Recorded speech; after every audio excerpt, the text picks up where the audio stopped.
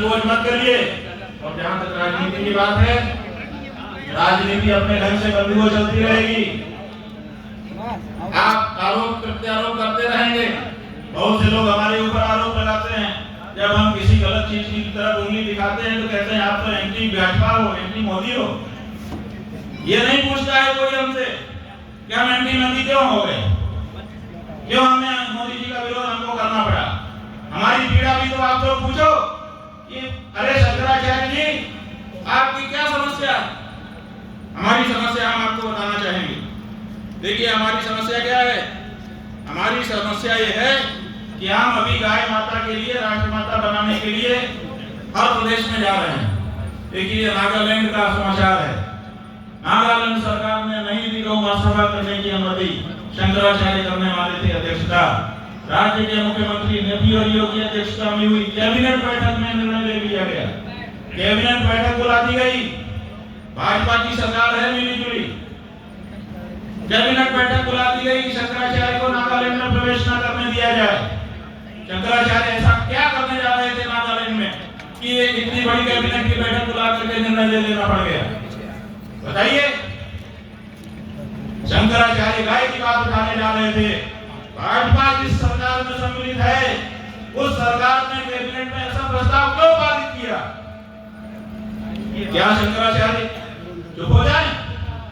ये देखिए आपको हम दूसरा पत्र दिखा रहे हैं। ऊपर ही हिंदी में लिखा है भारतीय जनता पार्टी, ग्रंथ से भी आप समझ रहे होंगे, और अंग्रेजी में भी बैनर के अंदर लिखा है भारतीय जनता पार्टी। ये नागालैंड का जो भारतीय जनता पार्टी का ग्रुप है उसकी तरफ से जारी वक्तव्य है, और इसमें साफ साफ कहा गया है कि गाय का मांस खाना हमारी संस्कृति का हिस्सा है। ये भाजपा बोल रही है। अगर नागालैंड की कोई क्षेत्रीय पार्टी होती और वो बोलती तो हम एक बार फिर विचार करते कि भाई क्षेत्रीय पार्टी है। आप कहते हैं हम राष्ट्रीय पार्टी है, क्या ये राष्ट्रीय जनभावना को व्यक्त किया जा रहा है इस पत्र में? भारतीय जनता पार्टी ये कहती है कि गाय की हत्या, स्टेप कर रहे हैं भैया, गाय का मांस खाना हमारी संस्कृति का अभिन्न हिस्सा है। इसलिए प्रस्तावित गौ हत्या प्रतिबंध न केवल हमारी सांस्कृतिक और सामाजिक प्रथाओं को चुनौती देता है बल्कि हमारी धार्मिक मान्यताओं के भी खिलाफ है। गौ माता की रक्षा इनकी मान्यताओं के खिलाफ है। अगर कोई नागालैंड की कोई ऐसी पार्टी होती जो किसी दूसरे वर्ग का प्रतिनिधित्व करती है तो अलग तरह से हम विचार करते, लेकिन ये भारतीय जनता पार्टी की ओर से बोला जा रहा है। क्या करें शंकराचार्य जी, विरोध ना करें। हमने कौन सा उनका पैसा खा लिया है कि उनके अन्याय में भी हम उनके साथी हो जाएं। इसलिए वहां अरुणाचल प्रदेश का एक छात्र संघ का लड़का जो आशु, अरुणाचल प्रदेश स्टूडेंट्स यूनियन, उस यूनियन का एक पदाधिकारी वक्तव्य दे रहा है, इंटरनेट पर आया हुआ है, आपने सुन लिया होगा। वो कह रहा है कि शंकराचार्य जी हमारे अरुणाचल क्यों आ रहे हैं, उनको पहले उत्तर प्रदेश जाना चाहिए, क्योंकि हमने इंटरनेट से देखा। ये देखिए इंटरनेट से उसने ये निकाला है और निकाल करके बता रहा है कि सबसे ज्यादा मांस का निर्यात Indian production of meat source department of animal husbandry, उसके आंकड़े हैं। ये जो सबसे बड़ा ऊंचा खंभा दिखाई दे रहा है ये आपके यूपी का है। दूसरी जगह पर लिखा हुआ है कि जो 79 बूचड़खाने हैं उनमें से 40 से अधिक उत्तर प्रदेश में हैं। सबसे ज्यादा गौमांस का निर्यात उत्तर प्रदेश से हो रहा है। और ये बात पता करके वो व्यक्ति हमसे कह रहा है कि ये पहले उत्तर प्रदेश आप जाइए शंकराचार्य जी, तब अरुणाचल आइए। अब बताइए हमारे मुंह में क्या कहें हम, कितनी पीड़ा हमको होती है। अगर हम उससे लड़ने जाते हैं वो कहता पहले वहीं जाइए। आज हमारे पास उस बच्चे की बात का जवाब अगर नहीं है तो किसके कारण नहीं है? क्या उनके ऊपर हम न बोले? और उस पर तुक्का क्या है ये देखिए, the biggest exports of beef in the world, ये आंकड़ा है आपके सामने हम रख रहे हैं। इसमें आप देख रहे हैं सबसे बड़ा खंभा वो ब्राजील का है, लेकिन सुरालियों के खंभे के ठीक नीचे बाद में जो दूसरा खंभा है उसमें IN लिखा हुआ है और भारत का झंडा लहरा रहा है, आपका तिरंगा। कैसे हम इस तिरंगे पर नाच करें, कैसे हम आज की सरकार पर नाच करें जिसने भारत को भी निर्यात में इतना बड़ा बना करके खड़ा कर दिया। गौ पूजक देश में ये क्या हो रहा है, किसके राज में हो रहा है? जिसके भी राज में हो रहा है, क्या आपका शंकराचार्य उनके विरुद्ध खड़ा हो कि ना खड़ा हो, तो बताइए।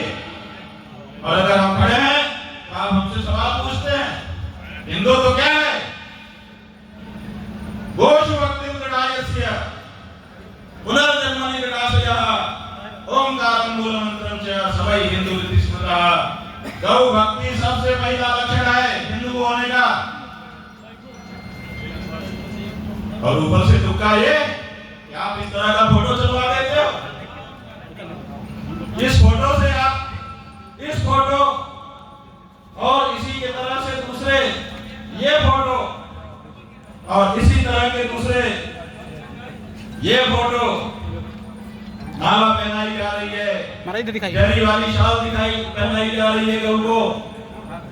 इन फोटो से आप जनता को छलना चाहते हो? कहां हो आप? जब आप इस तरह का फोटो खिंचवा करके बेचते हो तो आपकी पार्टी का व्यक्ति ये पत्र क्यों जारी करता है? और नागालैंड जैसे प्रदेश में जो हमारे देश का अभिन्न हिस्सा है उसमें हमारे प्रवेश पर किस अधिकार से रोक लगाता है?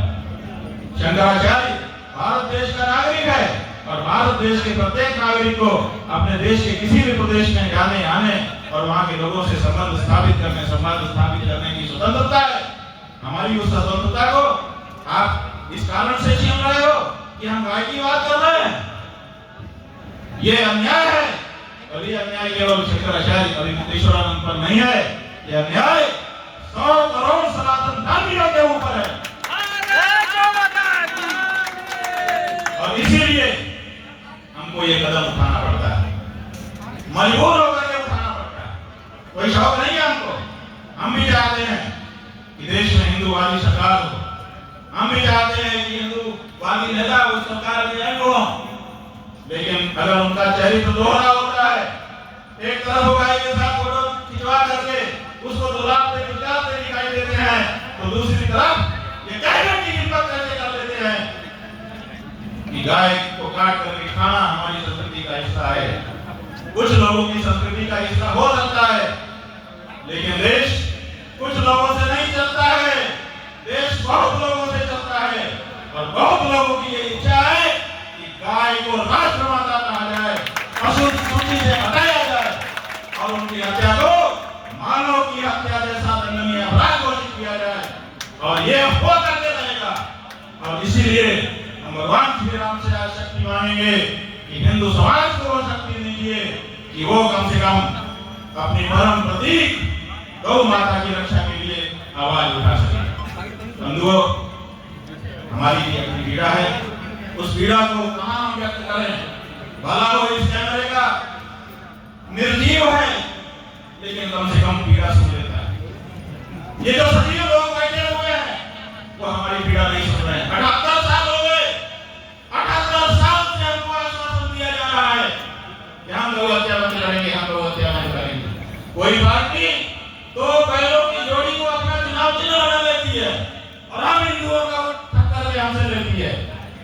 कोई पार्टी दूध पीते बछड़े के साथ गाय का फोटो बना करके उसको अपना चुनाव चिन्ह बना लेती है और हमारा वोट हमसे लेकर के सरकार में सत्ता में आती है। और कोई पार्टी अपने आप को गौभक्त सिद्ध करके सत्ता में आ जाती है, लेकिन कोई भी पार्टी हमारी भावना की कदर नहीं करती, हमारी पीड़ा को नहीं सुनती। इसलिए आप बंधुओं, हम इस बात के लिए पूरे सनातन धर्मियों को जागरूक करने के लिए निकल रहे हैं कि अपना वोट, आप अगर आपके वोट से ही ये सरकारें बनती हैं, बिगड़ती हैं, आपने कंधा बदल लिया कि इनको हरा के इनको बैठाएंगे, इनको हरा के इनको बैठाएंगे, अब इस जुगत से भी निकल जाइए, सबने आपके साथ धोखा कर दिया। अब आप उसी पार्टी या उसी प्रत्याशी को वोट दीजिए जो शपथ पूर्वक घोषणा करके कहे कि अगर हम जीते तो सदन में, जिस भी सदन के लिए चुने गए, वो सदन में जाकर सबसे पहले गौ माता की प्राण प्रतिष्ठा और नहीं तो वह चुनाव का बहिष्कार करिए। हमें नहीं चाहिए ऐसा लोकतंत्र जो हमारा ही वोट लेकर के हमारी ही माता को बोटी बोटी काटे और बाजार में बेच करके उससे अपनी जिंदगी भरने की इच्छा करे। खबरदार ऐसी सरकारों को जो इतना बड़ा आघात हमारे हृदय पर डाल रही है। अब ये नहीं चलेगा। यही बात कहने के लिए और इस बात को कहने की ताकत अर्जित करने के लिए आज हम अयोध्या की पवित्र धरती पर आए हैं। भगवान श्री राम के रामकोट की परिक्रमा करके उनके चरणों में ये शक्ति मांगेंगे और हमको भरोसा है उन्हीं की प्रेरणा से ये कार्य आरंभ हो रहा है और वो शक्ति देंगे और जन जन जागेगा। और फिर एक दिन आएगा जब कामधेनु, आप लोगों को पता होना चाहिए कि राम जी को गाई थी, आप लोगों ने गाना बजाया जो राम को लाए हैं हम उनको लाएंगे। हम लोगों ने अनुसंधान किया कि गाय को कौन लाया, तो पता चला कि राम को कौन लाया, तो पता चला कि राम को गाय लाई, क्योंकि धरती गाय का ही रूप धारण करके भगवान के पास गई। चाहे भागवत पढ़ लो, चाहे रामायण पढ़ लो, चाहे रामचरितमानस पढ़ लो, तो गाय ही राम को लाई। और दूसरे जब विक्रमादित्य के समय में विक्रमादित्य आए कि राम जन्मभूमि का उद्धार करूंगा, उस समय अयोध्या में कुछ नहीं था, पता नहीं चल रहा था। उस समय गाय के पीछे पीछे चले थे और यहाँ के आचार्यों ने कहा ये कामधेनु इसके पीछे पीछे चलिए, जहाँ जाने से इसके स्तन से अपने आप दूध बहने लग जाए वही जगह राम की जन्मभूमि होगी। तो राम जन्मभूमि की पहचान भी गौ माता ने ही हमको कराई है। इसीलिए उसी गौ माता को लाने का प्रसंग है। आपने खूब अच्छा किया कि राम जन्मभूमि में जो कुछ किया सो किया, लेकिन वो सब अधूरा है जब तक राम के लिए गौ माता को प्रतिष्ठा प्रदान नहीं की जाती है। अयोध्या में